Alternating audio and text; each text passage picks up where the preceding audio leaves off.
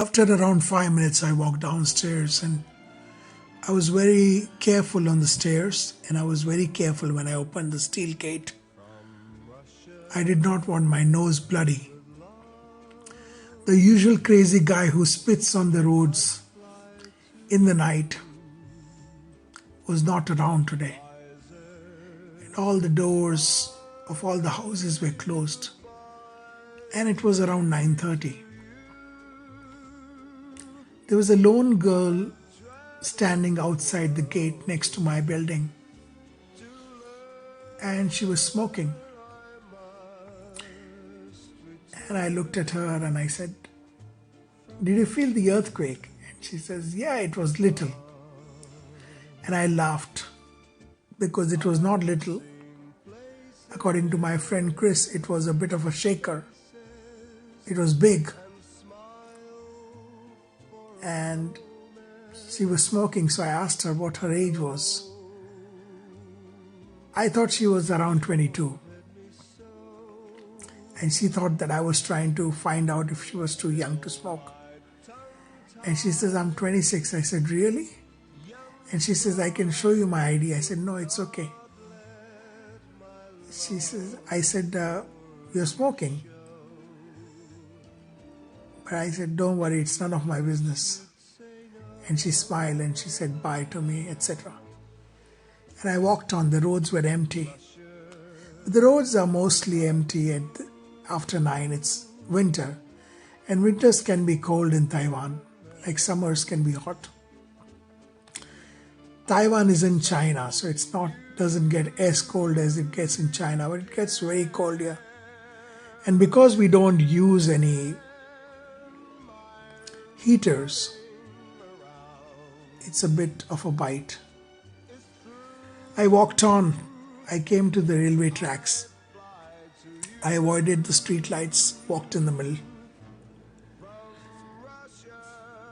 I did not want to be hit by a railway track shaft, so I was careful when I crossed. And I walked to the other side. The parrots were screeching. There's a shop on the other side of the railway tracks which has a lot of pets and sells pets. It doesn't sell food. So those parrots and those screeching birds are not going to be killed. They will die eventually one day, but they won't be killed. And when the earthquake struck, the dogs went off for around 5 minutes. After that, they were silent. And make that 5 seconds or 10 seconds. Actually, make it 30 seconds max. I finally reached Pizza Hut. I was thinking pizza. I had two options, either very, very spicy tofu or Pizza Hut. And I felt like spicy tofu, but somehow I thought I'll wait for 20 minutes and eat my Pizza Hut pizza. But they were closed. It was 9:43 and he explained to me that they close at 10. So whenever you order, they take 20 minutes for the order. So I think by 9:40 the kitchen is closed. And they just deliver. I was glad in a way. There was a Family Mart which looks like a 7-Eleven, but a bit better because there are tables and chairs outside and it's like a gazebo in Bandra Hill Road. I go in, order my tofu, get a Coke, a Diet Coke of some sort, Coke Zero with white label, as if that is appetizing. And I feel, whether these chemicals eventually kill me, because if you drink more than 3 liters a week, then, it will kill you. And I don't drink more than 300 ml a week, which reminds me of when my friends Umesh and Mohan went to Australia. They did something very intelligent and very smart. They recorded ads because Australian ads were good. I mean, you had to compare it to Indian ads to know how good they really were. But Aussie ads were good ads. So they recorded ads, which was a very smart thing to do. And we looked at those ads. Amazing. So when they first had their 7 Up or something that they drank, we used to have a 200 ml bottle back home in India. Before that, it was 160 ml. And I tell you, that's enough. Now, a can which looks much smaller than a bottle because it's shorter has 330 ml or 333 ml if you get a few extra drops.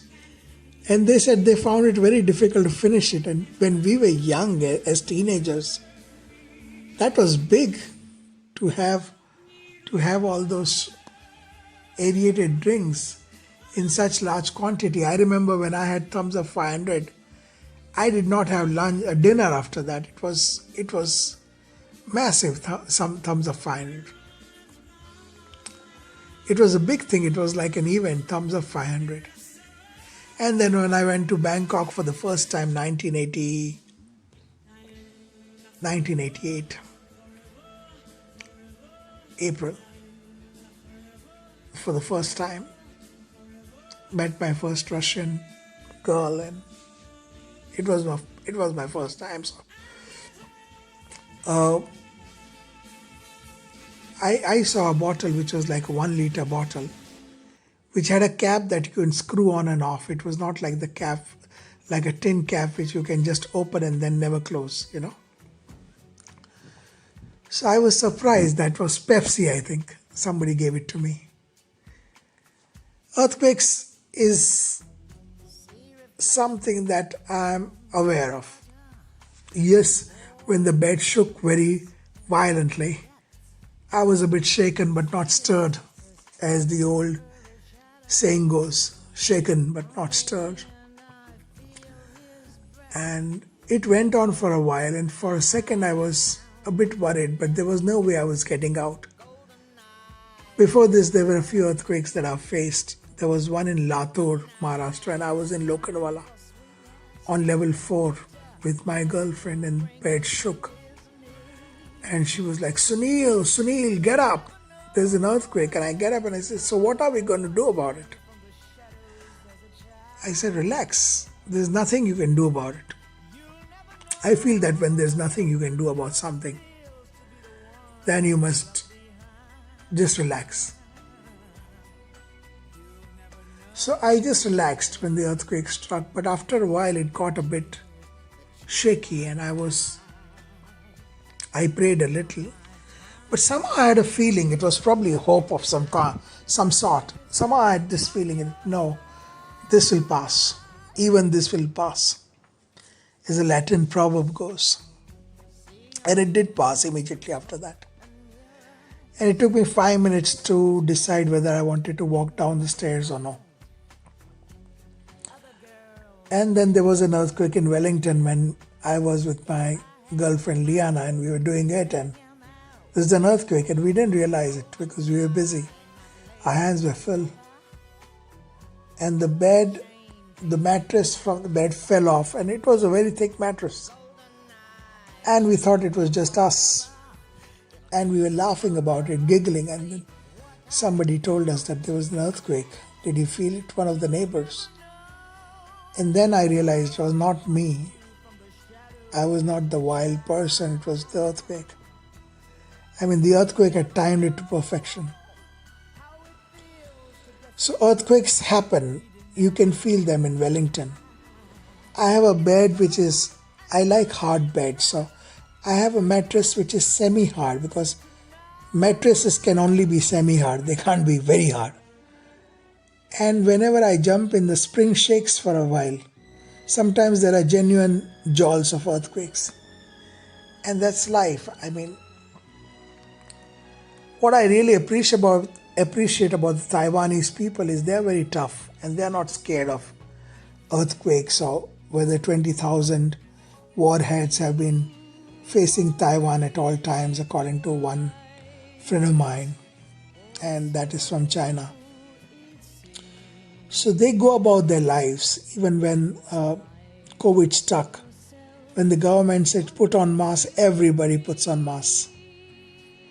The government tells them don't come. Well, there was no curfew here because the discipline level is very high. People are friendly, people are nice, and they are disciplined. That's Taiwan for you. So here I am reporting I'm absolutely fine, not even a sprain. And of course, I had my spicy tofu, which was called Szechuan tofu or Sichuan.